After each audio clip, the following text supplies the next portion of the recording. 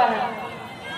ہاں کیا تھی شان، کیسی تھی عزت حضور کی ان کے سینے میں کہ ایک ایک اینٹ اٹھا کے لے گئے پتھر، اور اس پتھر پر میں بھی تو بڑا لگتا ہوں، مجھے بھی حضور اسلام کے لیے اور قرآن کے لیے لڑنے کی اجازت ہمیں بھی دے دے، میں بھی بڑا ہوں، میں بھی بڑا ہوں.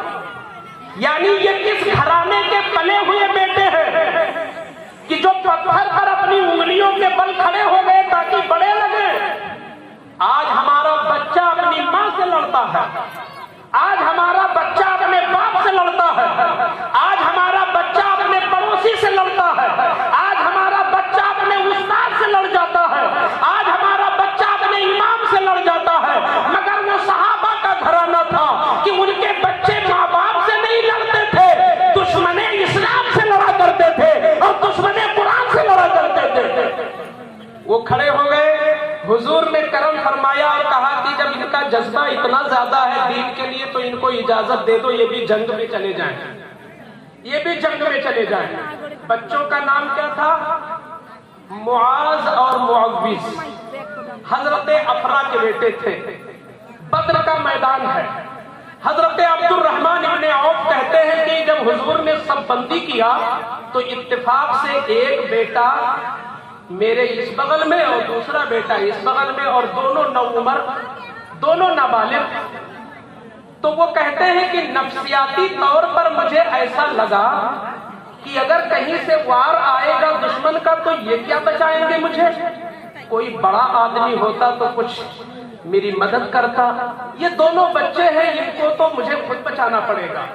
تو کہتے میرے دل میں یہ خیال ابھی آیا ہی تھا، مگر اتنے میں داہنے سائڈ کا کھڑا ہوا نابالغ بچہ میرے کان میں کہتا ہے یا امی ارینی ابا جہل، اے میرے چچا مجھے اس میدان میں دکھا دے کہ ابو جہل کہاں ہے، اے میرے چچا مجھے دکھا دے کہ ابو جہل کہاں ہے. تو کہتے مجھے بڑی حیرت ہوئی کہ یہ چھوٹا بچہ سردار کفار کو پوچھ رہا ہے، اور تو کافر تھے، وہ کفر تھا اتنا بڑا، وہ ناموس مصطفیٰ کا اتنا بڑا توہین کرنے والا تھا، اتنا بڑا توہین کرنے والا تھا. اور سب سے پہلا وہ ناموس رسالت پر سب سے پہلے انگلی اٹھانے والا یہ ابو جہل ہے. اس بچے نے اسی کو پوچھا.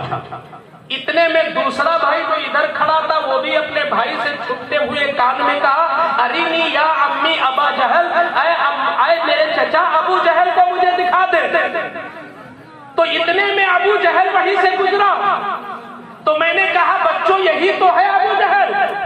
تو بخاری شریف کے الفاظ ہیں فشد علیہ مثل الصقرین، وہ دونوں بچے جیسے باز چڑیا چھوٹے چھوٹے پرندوں پر حملہ آور ہوتا ہے، ایسے ہی وہ دونوں بچے ابو جہل پر حملہ آور ہو گئے، اور ان دونوں بچوں نے ابو جہل کو گرا دیا میدان بدر میں. یہ تھے ناموس رسالت کے سپاہی، یہ تھے حضور کے ناموس کا تحفظ کرنے والے. جب عبد الرحمن ابن عوف نے پوچھا تھا کہ بیٹو تم نے کیوں یہ بنایا ہے، تو ان کے دل کی آواز تھی قسم کھائی ہے مر جائیں گے یا ماریں گے نبی کو، سنا ہے گالیاں دیتا ہے وہ محبوب باری کو. گویا کہ صحابہ کا مزاج یہ تھا، ان کی اولاد کا مزاج یہ تھا کہ اپنے حق میں تو گالی سنی جا سکتی ہے مگر مصطفیٰ کی شان میں گالی نہیں لگی جا سکتی ہے. اے شاہ گڑھ کے جوانوں، جس دن تم نے حضور کی عزت کے بارے میں کہیں سنا اور صرف نرم نرم لقمے کھا کے میٹھی میٹھی نیند سو لیے، تو علامہ جلال الدین رومی کا قول سن لو. علامہ جلال الدین رومی لکھتے ہیں کہ اگر کوئی بندہ روزانہ 1,00,000 مرتبہ بھی درود پڑھے، ویسے تو ممکن نہیں، مشکل ہے، بہت مشکل ہے، لیکن اگر کوئی 1,00,000 مرتبہ درود روزانہ پڑھے اور حضور کے ناموس پر کوئی حملہ کرے اور وہ خاموشی سے بیٹھا صرف دیکھتا رہے، کچھ نہ کرے، جو ہو سکتا ہے وہ بھی نہ کرے، تو جلال الدین رومی فرماتے ہیں کہ قیامت کے دن اس کی 1,00,000 درود اس کے چہرے پر مار دی جائے گی کہ کس لیے پڑھتا تھا جب تجھے حضور کے ناموس کا کوئی خیال نہیں تھا، حضور کی عزت کا تجھے خیال نہیں تھا. آج اپنے بیٹوں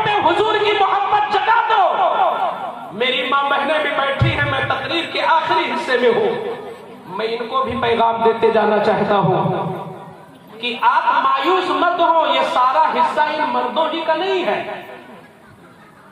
اسلام میں سارا حصہ مردوں کا نہیں ہے، بلکہ وہ مورخ آدھی تاریخ لکھتا ہے اور وہ مقرر ادھوری بات کرتا ہے جو ایک رخ کی بات کرے۔ اسلام اگر آج یہاں تک پہنچا ہے اور قرآن اگر پوری دنیا میں عام ہوا ہے تو جہاں مردوں کی قربانیاں ہیں، یہ علماء جانتے ہیں کہ بدر میں تلوار چلانے والے مرد تھے، بدر میں تیر چلانے والے مرد تھے، بدر میں اسلحہ چلانے والے مرد تھے، مگر مجاہدین جب زخمی ہوتے تھے تو ان کے زخموں پر پٹیاں باندھنے والی ماں بہنیں ہوتی تھی، اور مجاہدین جب پیاسے ہوتے تھے تو کندھے پہ مشیزہ لاد کر انہیں پانی پلانے والی ماں بہنیں ہوتی تھی۔ تو کیا ماں بہنوں کا نہیں ہے دخل اسلام میں؟ ہے۔ اپنے گود کے پالے ہوئے کو حضور کا عاشق کیسے بناؤ گی؟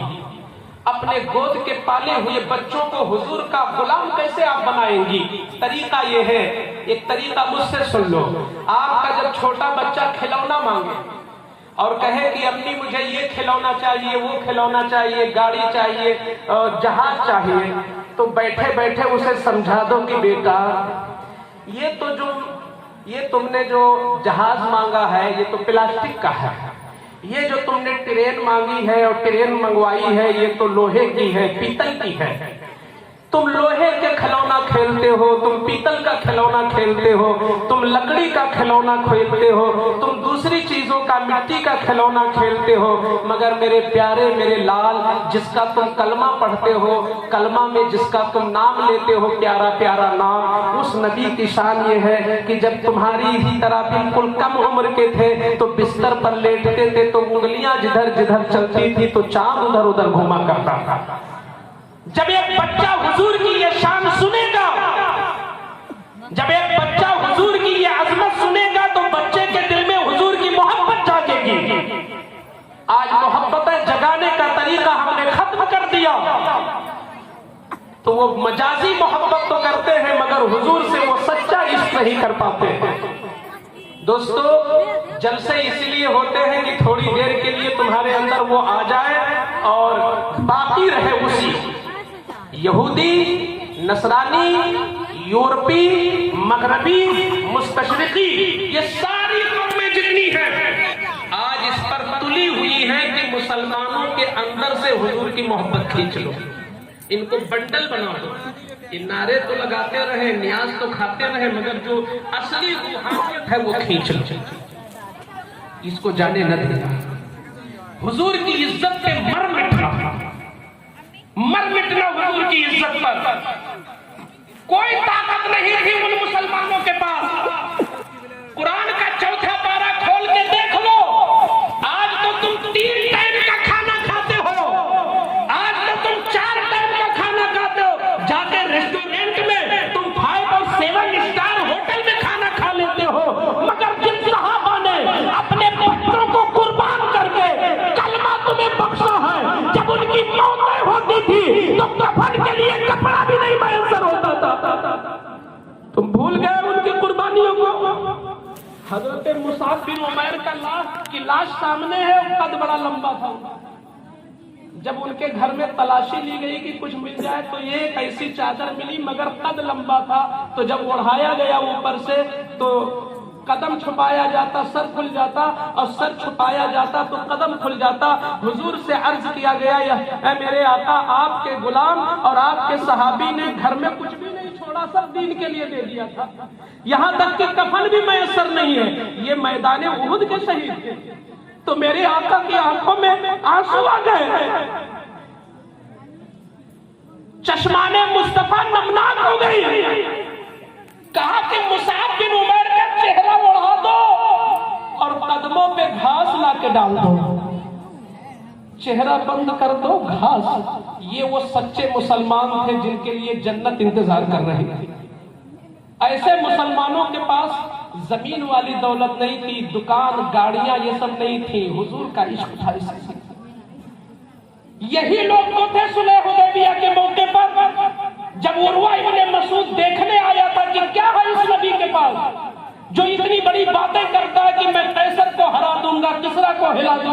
कौन सी ताकत है? तो उर्वा इब्ने मसूद जब वहां पे पहुंचा तो हुजूर खाना नहीं खा रहे थे, नमाज पढ़ने के लिए हुजूर वजू कर रहे थे। वजू कर रहे थे, जब आंख पड़ी तो क्या देखा? अल्लाहू अकबर, हुजूर की नाक मुबारक से कुछ निकलता है तो सहाबा उसको भी तबर्रुक बना रहे हैं। हुजूर बलगम में निकालते हैं तो उसको भी वो तबर्रुक बना रहे हैं। और हुजूर के हाथ से जो पानी का कतरा टच होके गिरता, अल्लाह की कसम जमीन पर नहीं गिर रहा था, उनके हाथों पर गिर रहा था। और जिसको नहीं मिल पा रहा था वो दूसरे के हाथ में ऐसे ही नजर करके ऐसे कर रहा था। जब ये मंजर देखा उर्वा ने तो कहा है मक्का वालों सुलह कर लो उस नबी के साथ, उस नबी के साथ सुलह कर लो, ईमान ले आओ, खैर इसी में है। क्योंकि जिस नबी के कलमा पढ़ने वाले इतने बड़े मोहब्बती हैं जो अपने नबी के वजू का पानी नहीं गिरने देते, वो अपने नबी का खून कैसे गिरने देंगे? हम अपना जायजा ले, है कहीं से कुछ?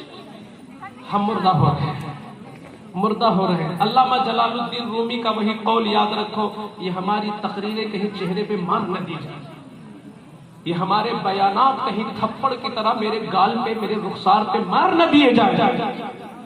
अगर हुजूर की शान में कहीं भी कोई कुत्ता भूखे तो तुम्हारा दिल तड़पना जरूर चाहिए। मैं ये नहीं कहता कि तुम कानून को अपने हाथ में ले लो, मैं इसको नहीं कहता, लेकिन कम से कम जिस स्थिति में आप हैं वो तो करें।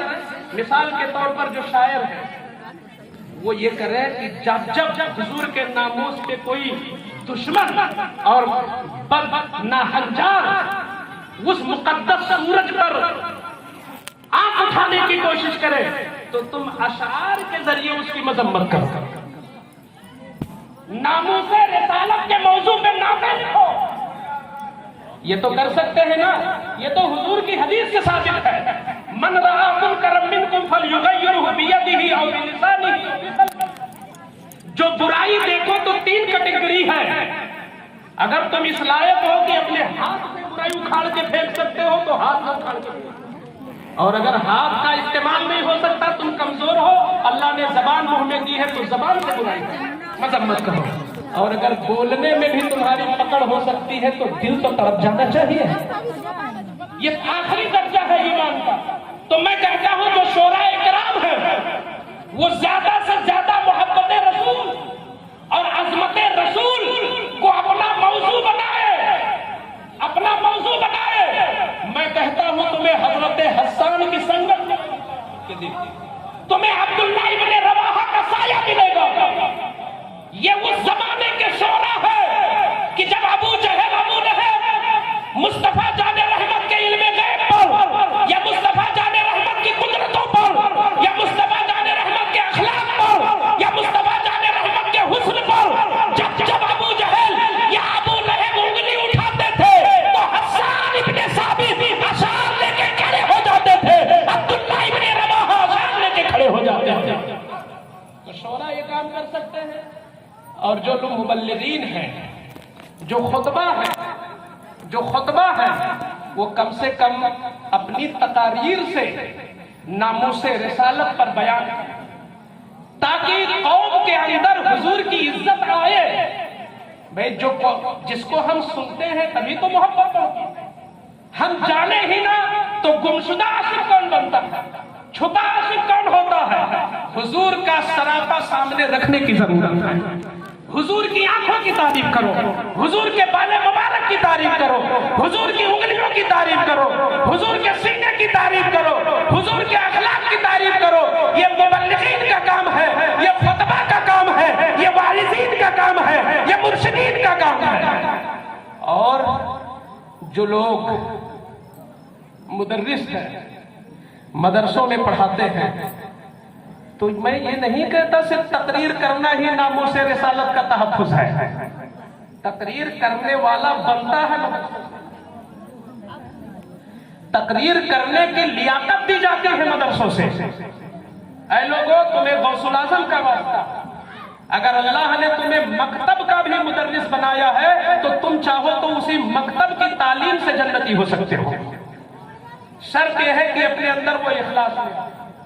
آپ اگر کہیں ٹیوشن پڑھاتے ہو مکتب کو ہٹا دو، صرف کوئی بندہ ٹیوشن پڑھاتا ہے تو وہ چاہے اپنے ٹیوشن سے اپنی مغفرت کا انتظار کرتا ہے۔ کیسے؟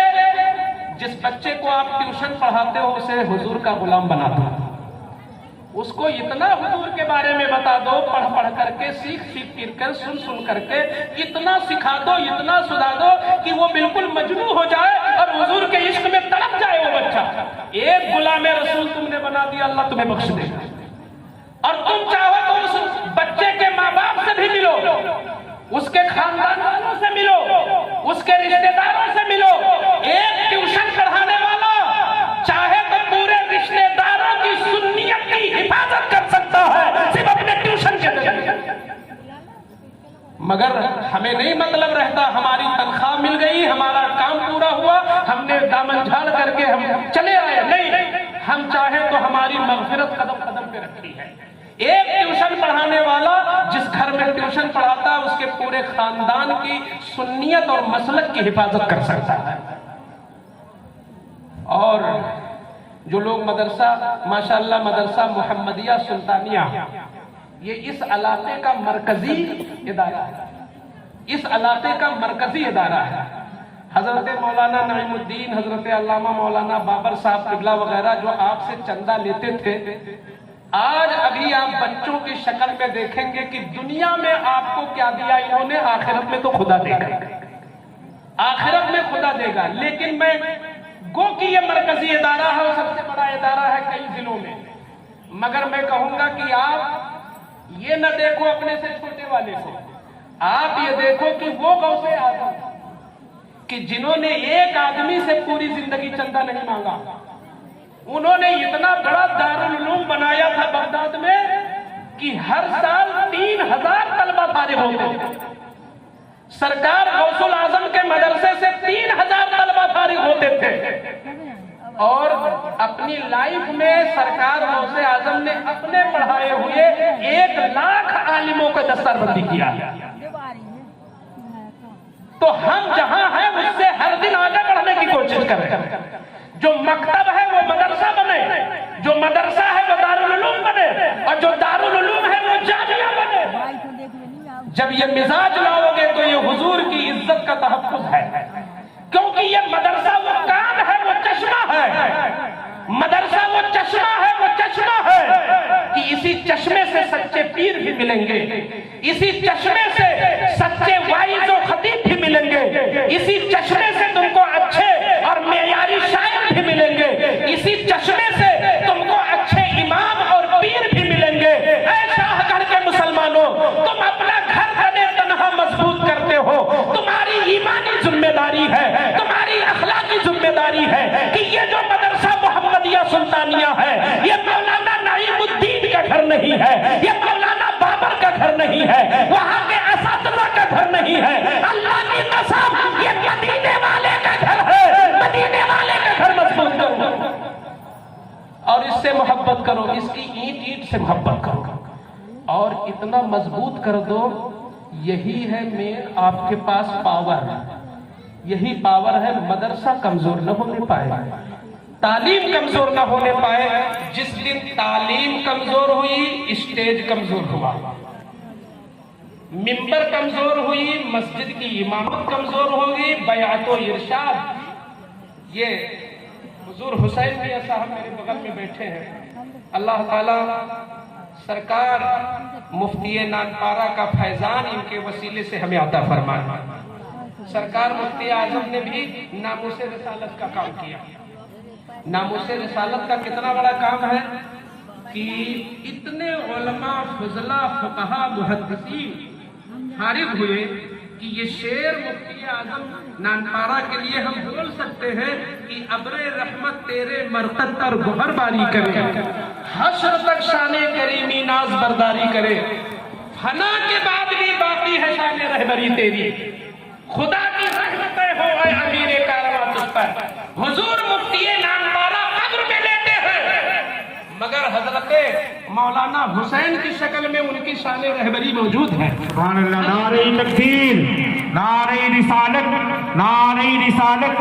سرکار مفتی نانپارہ سرکار مفتی نانپارا نبیرہ مفتی نانپارا نعرہ تکبیر نعرہ رسالت. یہ شان رہبری نہیں ہے کہ مفتی نانپارا اپنے مرکز میں ہے مگر ان کے پوتے علامہ مفتی خالد صاحب تقاریر کر رہے ہیں.